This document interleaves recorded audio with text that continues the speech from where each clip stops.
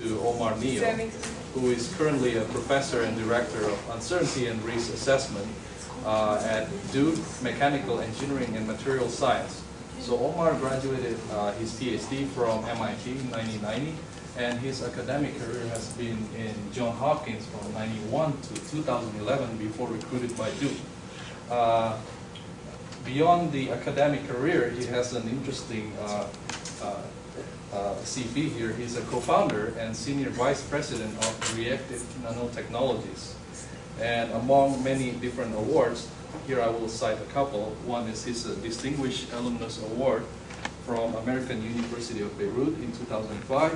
And then he also won a Friedrich Wilhelm Bessel Award given by Humboldt Foundation, as well as R&D 100 Award for nanofoil product from R&D magazine. So the stage is all yours on uncertainty quantification and parametric inference in ocean and general circulation models. Thank you very much, John. Thanks everybody for coming, and thank you all for the invitation. So I had the privilege of, for the first time in my life, going through an experience of the Applied Math Club this morning, where I spoke about things related to business and politics. This afternoon is another timely subject. I'm going to be talking about ocean circulation models, but specifically focusing on the response of the ocean to hurricanes. And I guess if we looked at the news or out the window lately, we know how important this subject is. This work is in collaboration with students and postdocs at CUBE, collaborators at MIT. Ahmad Sandarani, I don't know how to pitch him, he's actually my friend from kindergarten. It's true, but he's the lead PI also in this effort. A quick word of introduction. If you want to read what's on the slide, be my guest. The main takeaway here is ocean general circulation models, forget the typo here, are very complicated models. They have a lot of subparts, they have a lot of components, and each of the components involve widgets that we call parametrizations.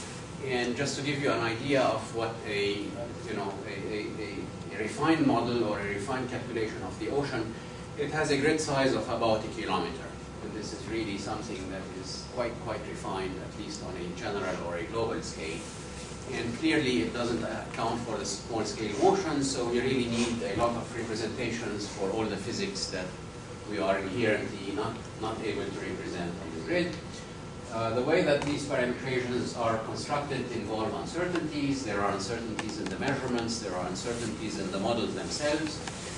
And what we'd like to do is, at least this is part of an effort that looks systematically at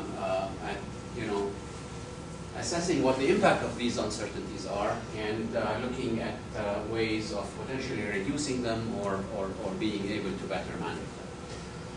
The objective here that is driving this work is exploiting large-scale databases, and I'd like to point on this subject a few times as we go along, that let us provide the framework for us to learn how to sample effectively, how to propagate uncertainties effectively, and then using some new experimental measurements that are summarized AXPT.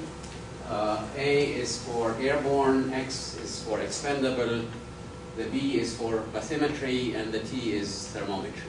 Okay, so these are temperature probes that are shot by airplane, and they go down the ocean, and they give us a vertical temperature profile.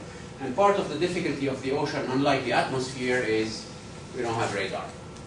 So the waves go about a few centimeters, and we really cannot look because of density ratios are 1,000 to 1 with respect to Okay, so a little bit of an outline. I'd like to say, why we want to do uncertainty a little bit more, talk about the ocean circulation database, new approaches for us to be able to sample effectively, and then look at initial work and preliminary work on inference of the coupling parameter, and the focus is going to be on the coupling between the ocean and the atmosphere. Okay, so this is at least my own biased and very twisted view of UQ. Okay, UQ means a whole lot of different things to a whole lot of different people. In a different talk, I may change my mind, but at least for this talk, it's the following simplification. So if you don't have any assumptions, we can't get anywhere. Okay, on this axis, I have data. The data is uncertain. The equations or the model, I know what they are.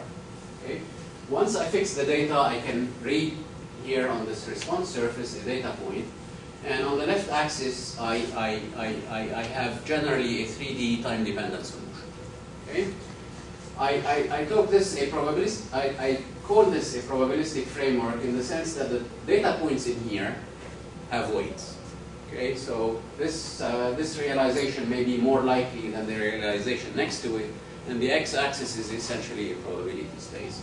And I'm going to be interested in looking, at least in this probability space or in this axis, to introduce representations that are Fourier-like expansion. For reasons that are really not very important, they are known as polynomial chaos expansion. The wording goes back to Wiener. I don't necessarily like it, but I don't have the courage to stand up to Wiener. So just join the club if you don't like it. So once we have fixed the data, we are able to find a solution, and the weight that is associated with the data gets pushed to the solution, and we are able to push probabilities this way through this response surface on the space of solutions. So we're able to say that this solution is more likely than this one if this data point is more likely than the other. Okay? And we are able to work this way. And the stochastic solution, meaning the ensemble of solution and the weights that are associated with them, is solved in a product space, which is a product of a probability space which lives on this x-axis, and a deterministic solution space on the y-axis, and this is how we go. Both are assumed to have a Hilbert space structure, so I'm able to look at them as essentially as xy plane, and I'm able to form inner products and look at coordinates and do the usual machinery of functional analysis and approximation. Okay? This is, polynomial chaos simplified. Okay? I do have some random variables, which I'm going to call C. This C is generally a vector of random parameters. It's really a vector of canonical random variables that parameterize the uncertain parameters. C is time and X is the solution. And the complete, stochastic solution is expanded in terms of modes, which depend on space and time, which I think of, amplitudes or coefficients of a vector. And these functions, ck, are orthogonal functions in these variables in the space, which is the x-axis that I showed on the slide before. It looks like Fourier expansion. It works like Fourier expansion. Think of it as a generalized Fourier expansion. But think of these modes as amplitudes. And this is the basis of the probability space in which the data lives. And we're also assuming, for the sake of simplicity, that the solution is also living in the same product space. Okay? Example of orthogonal functions really depends on the measure of the space. If you use uniform measure on 1-to-1, the orthogonal functions are the Legendre polynomial. If you take Gaussian as your canonical random variable, then these are the classical example of the Hermites. This is the only picture of Legendre that I could find. And for the younger generation, don't think that people 700 years ago didn't have ideas of nice hairdos. Anyway, the model I'm interested in, forces me not to follow a Fourier analysis or a Galerkin machinery. It's way too complicated for me to be able to work, these expansion into it. And what I'm forced to do is essentially sampling the model. So the approach, of course, the unknown that we are after are the Fourier coefficients. And the way that we are going to find them is essentially like a discrete collocation Fourier method. Okay?